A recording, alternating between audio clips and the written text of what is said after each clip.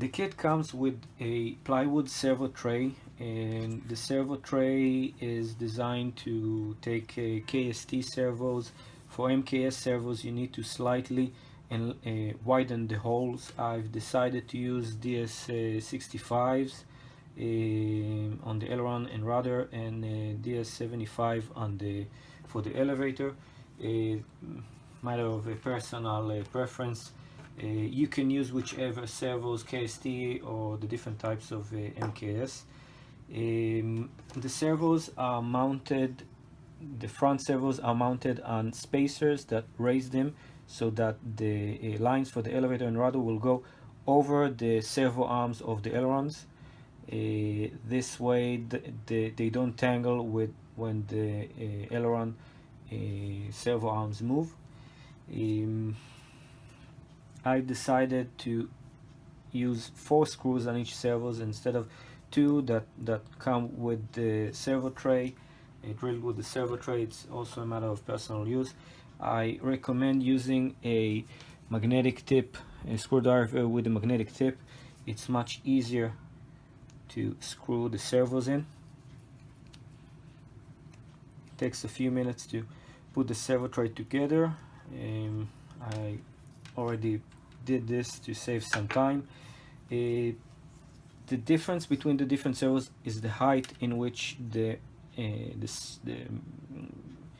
tray is mounted inside inside the fuselage, and so you might need, for certain servos you might need to sand the sides of the servo tray a little bit. I sanded them, I pre-sanded them in order to get the servos as low as possible. I basically want the servos to just touch the bottom, and after I mounted everything, I take all the leads forward, I hold them, and then I'm gonna take one of my fuselages.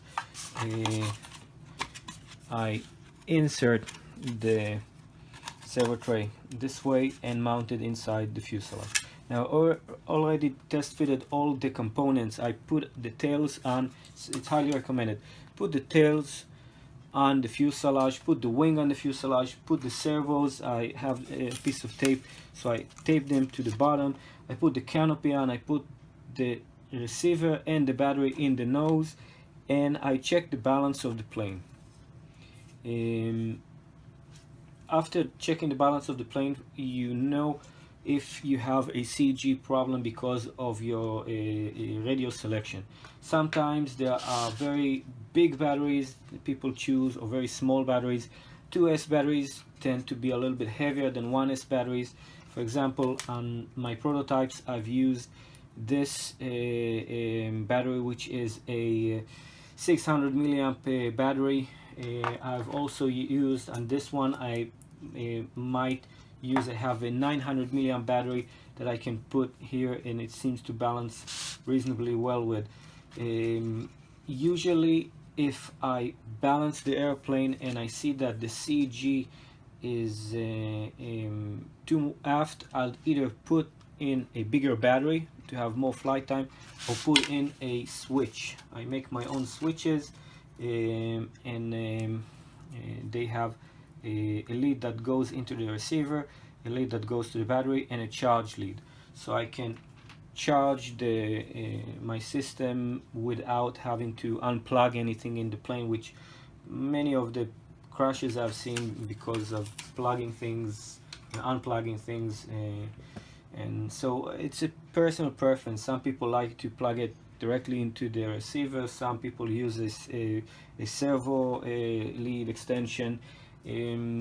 Whatever you decide to choose, test fit everything, see that the radio selection that you have, for example, I have slightly heavier receivers. Some of the brands on the market are lighter, so you'll be able to put in a bigger battery, or move the servo tray forward. I don't like personally to put it very much forward.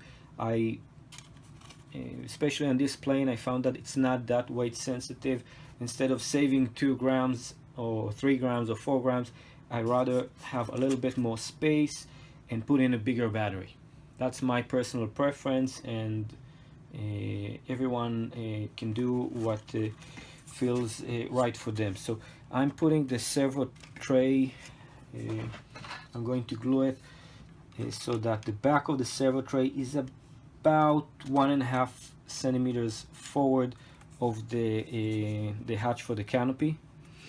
That should give me the ability to put in a 900 gram battery if I want a forward CG plus a switch. This is a stronger fuselage. There are possibilities to have a lighter fuselage. The prototypes had lighter fuselage, and I ended up with a very small battery in the nose for CG. Because we saw the plane wasn't that weight sensitive, we decided to just make it much more robust in the aft, in the boom. A light version is possible. You can request it from Dennis and he can make a really light fuselage for you. But I highly recommend the regular fuselage. Is really strong. Okay, so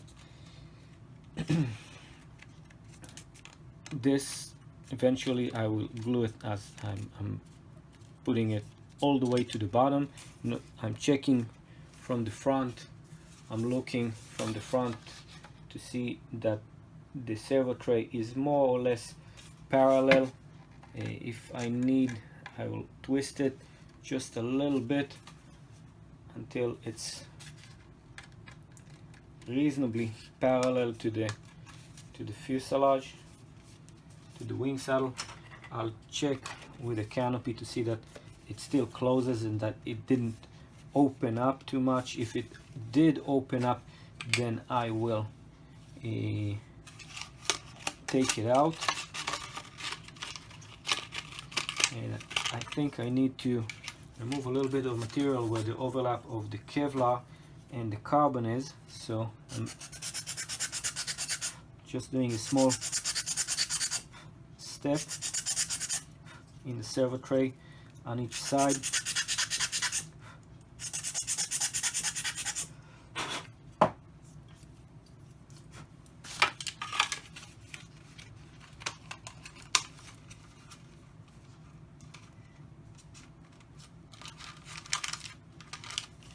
Okay, back in.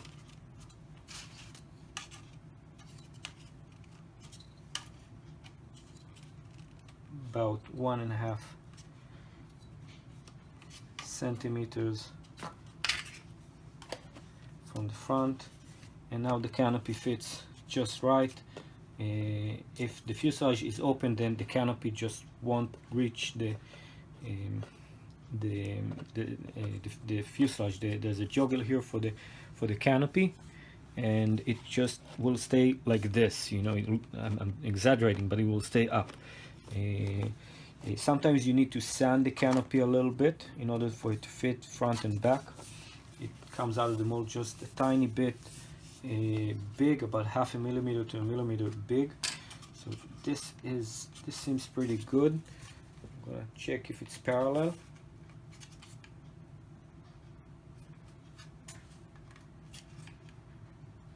Okay, it looks pretty good.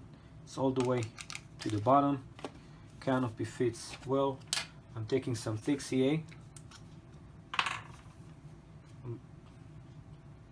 Oh, I forgot to sand the inside of the fuselage.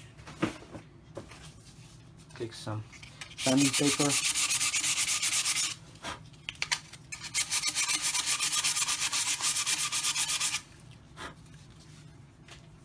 Sand it just a little bit. You can take a piece of paper towel and clean it up a little bit.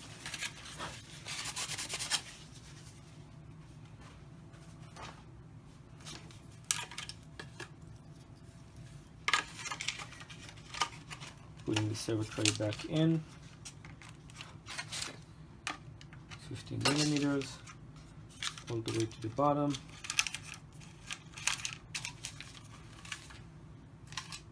Checking that it's parallel. Checking the canopy. A little bit of CA. and at first I'm just tacking in 4 corners.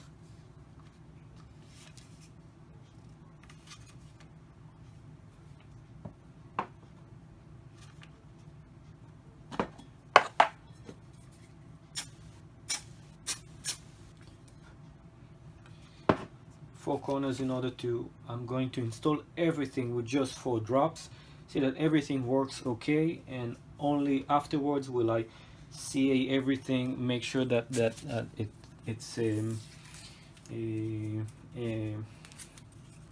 it's glued all the way.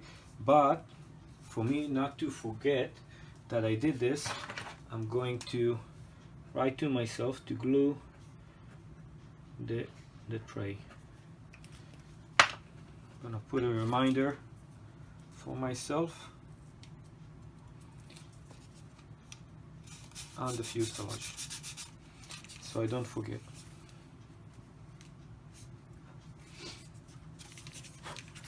Okay, so hope you can see it's glued in.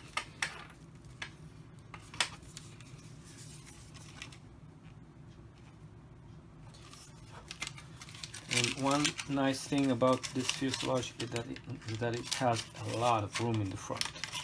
Okay, it's not much room where the servos with the servo arms and everything, but in the front there's a lot of room. Okay, this is a 600 milliamp battery, my receiver, and I have a lot of room.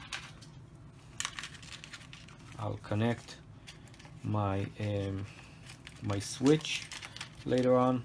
I will put it with a screw here on the inside, and I'll still have a lot of room for all the servo wiring and stuff like this.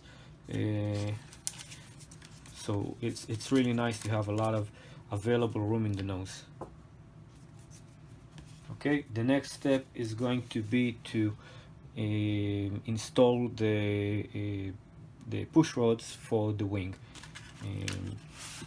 So I'll get stuff ready and we'll do the push rod installation.